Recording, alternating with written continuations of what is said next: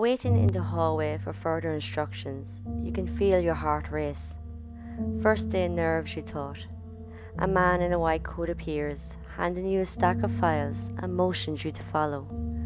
As you both walk, the man in the coat spoke, laying out your orders.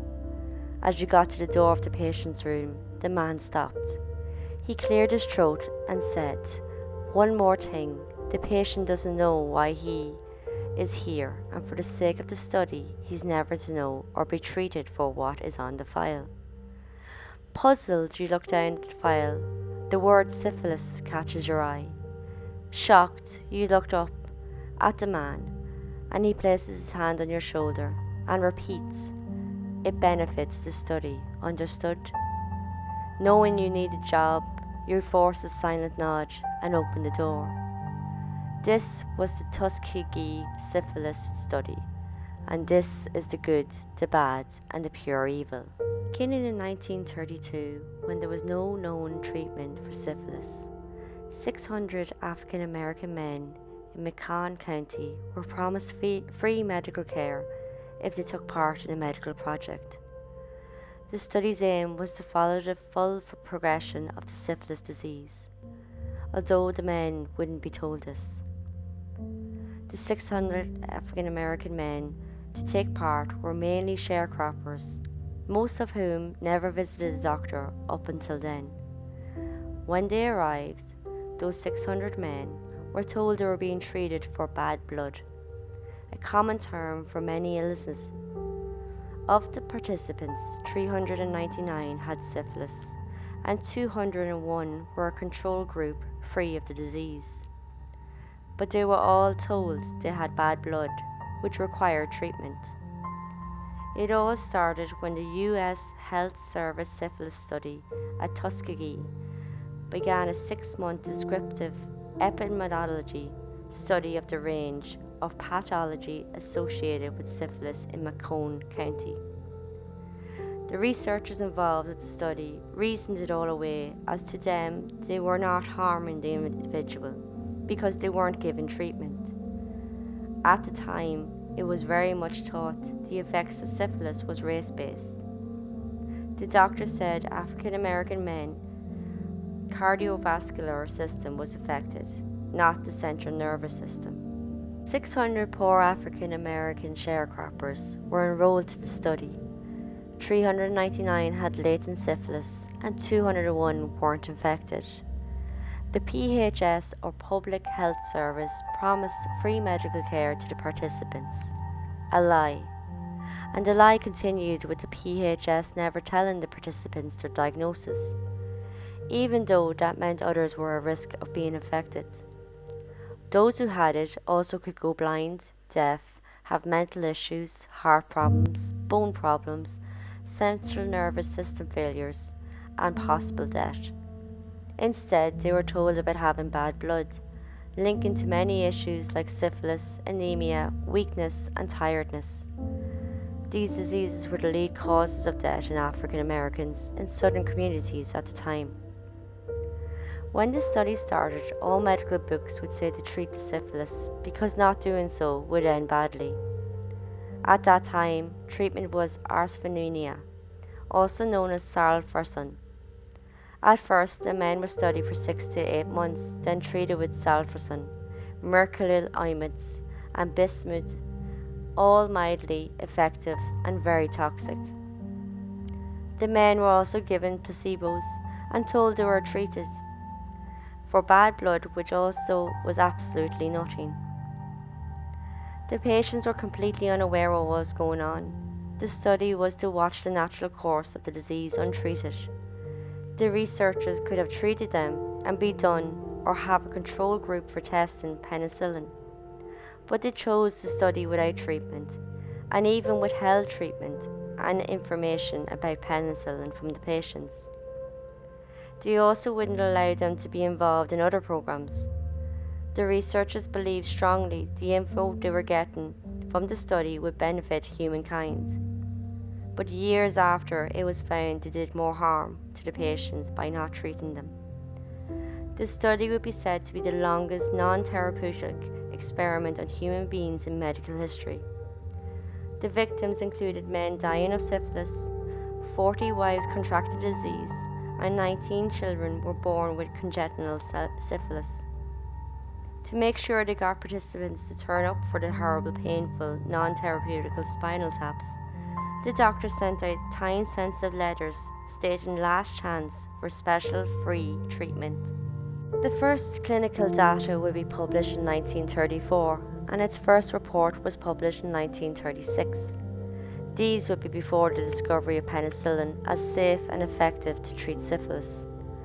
Although kept secret to the participants, the medical community were fully aware of the study from reports and data published. World War II broke out, and 256 of the infected men wanted to be drafted, so a physical was done and medical which showed syphilis.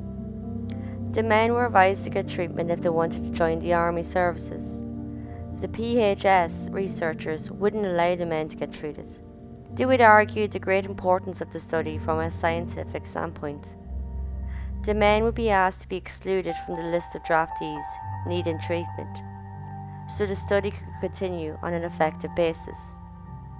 It was found that negative patients from the control group were now testing positive when they went to be drafted. Now the negative going to positive weren't stopped getting treatment. They were negative for the study, but becoming positive had them lose their value to the study. By 1947, penicillin became the standard to treat syphilis. The US government would want the disease eradicated and would sponsor many public health programs to achieve this. When these programs got to Macomb County, the researchers would advise the patients not to take part in them. Some of the men would receive arsenical or penicillin treatment in other places, but for most, this didn't amount to much help. The study would near its end in 1972. Only 74 of the men would still be alive of the 399 infected. 28 died of syphilis, 100 died of related complications.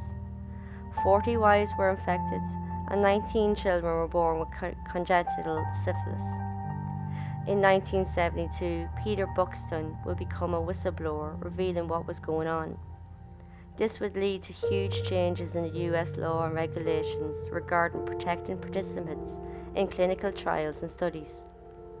Studies would now require informed consent, communication of the diagnosis, and accurate reporting of the test results.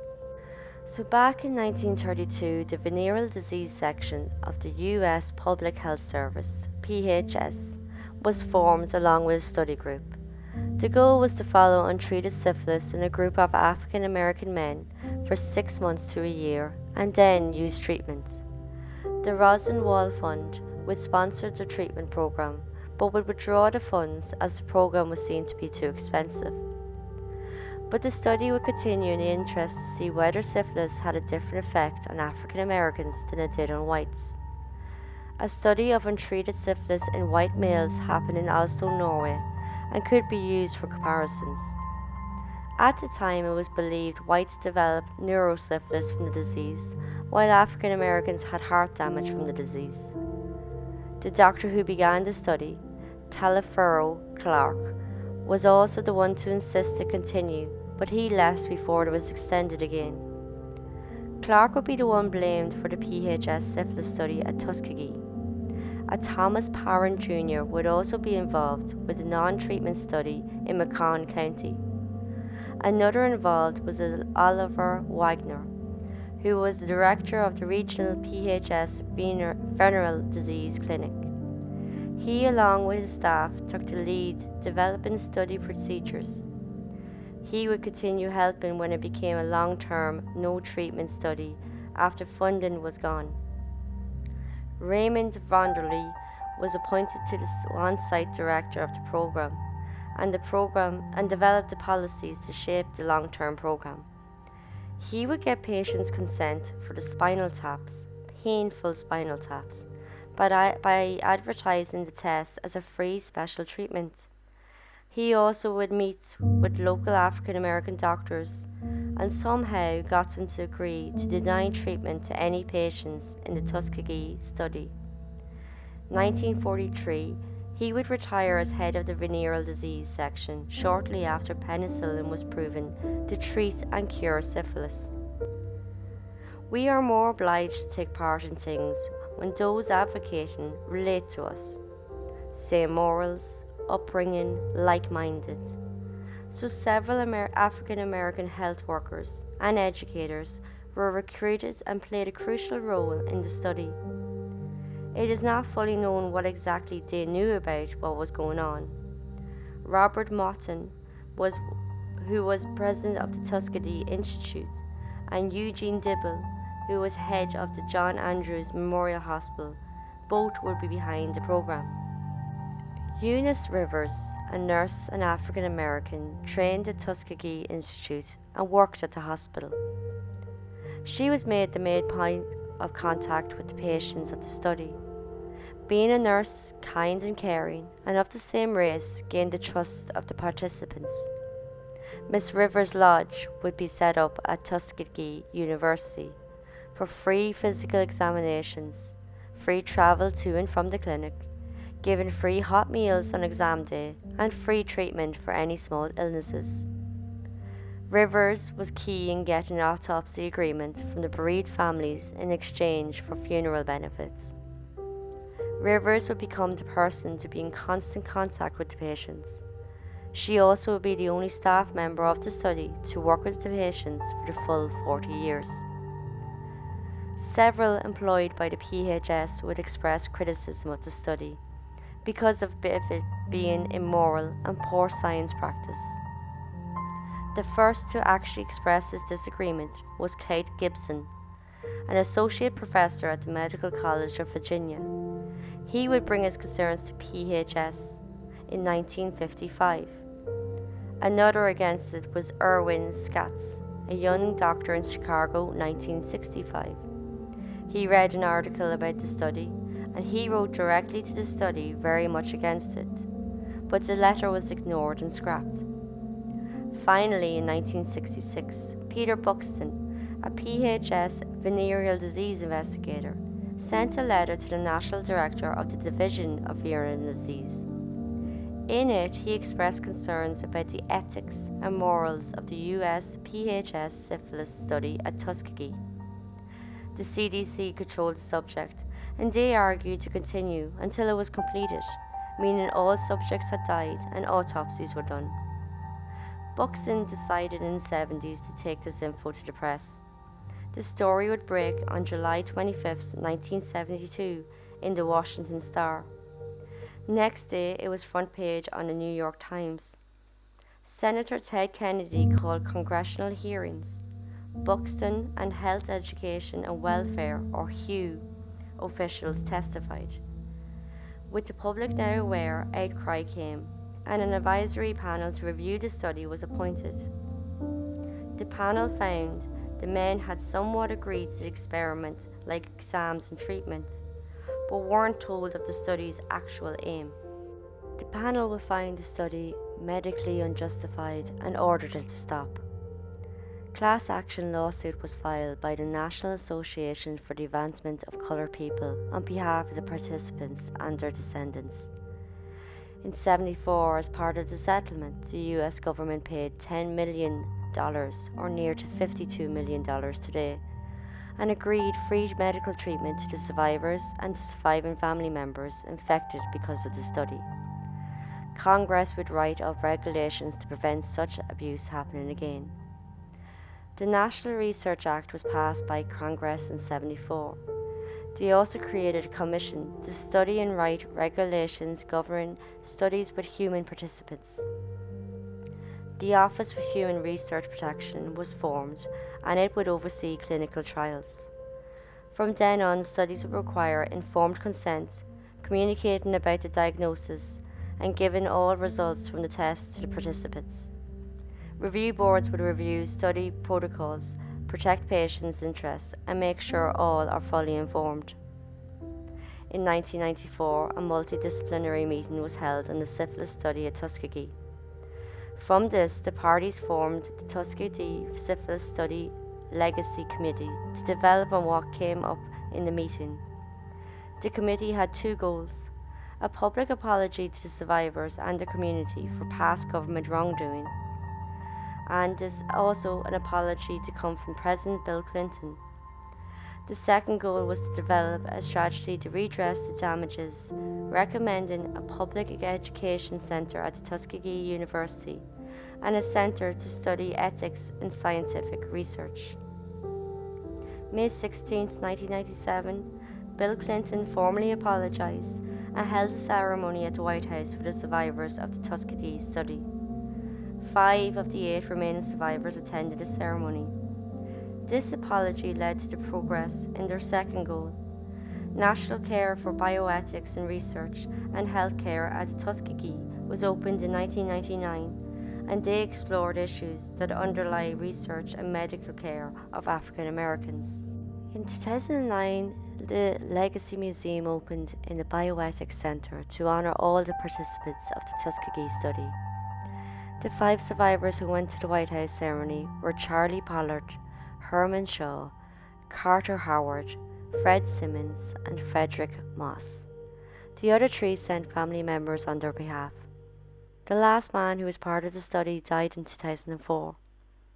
Charlie Pollard would appeal to the civil rights attorney Fred Gray once all came out about the study. Pollard versus US would happen in 1973, resulting in a $10 million settlement. Race was one of the reasons for the study, but the main goal was to determine when treatment was needed for syphilis and when in the disease treatment should begin. For that reason, much of the observed were late-stage syphilis, but all the reasoning means nothing as it wasn't conducted scientifically. The trials significantly damaged the trust of the black community towards public health. Many believe the abuse of the study may have contributed to the ongoing reluctance of many poor black people to seek care.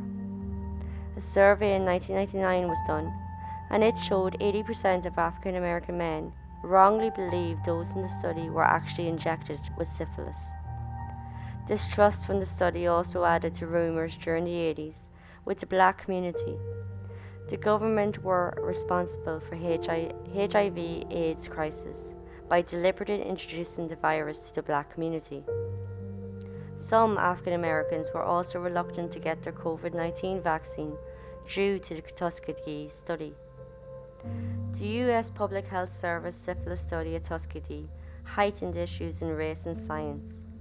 In the period after World War II, with the Holocaust medical abuse coming out, changes in the international law began. The Nuremberg Code, which was created to protect the rights of research subjects. In 1964, the WHO declared any experiments involving humans needed informed consent from the participants. In spite of those events, the protocols of the study were not changed to meet the new standards. US government officials and medical professionals kept silent and would look away while the study continued until 1972, nearly 30 years after the Nuremberg Code. To this day, no one has been prosecuted for their role in the Tuskegee Syphilis Study. Thanks for listening. Next time I'll be talking about John Hinckley Jr., who is known for his attempted assassination of US President Ronald Reagan. Until then, this is the good, the bad, and the pure evil.